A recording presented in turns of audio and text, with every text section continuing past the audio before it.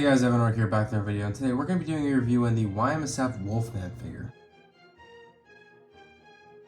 So now we are entering the realm of reviewing the more expensive figures I got at this year's G-Fest, and in this case that are the Y-MSFs. There are plenty more to review after this one, but this is the Wolfman Y-MSF, and it really much reminds me of the Kong Skull Island Y-MSF that I got at G-Fest 28, just given a lot of similarities with articulation and all that. But first things first, I just want to say that my favorite thing about this figure is the detail. The detail on this figure is very, very good. Of course, this is supposed to be like a fluffy kaiju, you know, it's supposed to resemble a wolf, so I kind of like how we get this resemblance all across the figure, these lines that are supposed to resemble the coat, the fur coat, all across the figure. Of course, not around the chest area, we don't get it there, but we get it across the legs, the arms, and the back. I also like this indication of muscle that we have, the detail concerning the abs here, the pecs.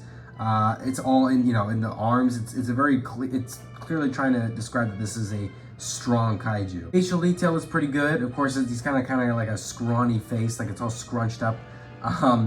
But the point of the, they did a good job if that's what they were trying to resemble, because that's what he does actually look like. The detail with the hands here and the claws and the knuckles, of course, the same thing here with the feet and the claws on the feet. So again, overall, good detail resemblance of the actual design.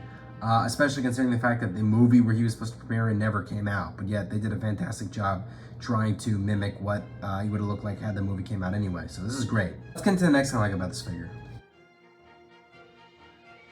Next thing I like about this figure is the paint job. The paint job on this figure is fairly above average still. It's a very good pro, probably up there with the detail. So first things first, there really aren't many booming colors. There is a red, but it's more of a brownish red, and that obviously doesn't stand out because it's a darker color. But it does stand out in the sense that the majority of this figure is a grayish white, and there are flutters of this brownish red going all across the back, which are really nicely faded in with the white. And of course, there's not a big amount of shading, but I think that makes sense for the face, where the face just goes from this whitish gray to the brownish red. But all over where we do see that color, it's really nicely faded in, just without the exception of the face, but I think that was on purpose. I guess you could say these claws and them being yellow is a booming color. I mean, you do have some nice shading there as well, with the gray going into the yellow going into the orange. We also have that with the other hand, as well as the 2 feet and their claws as well.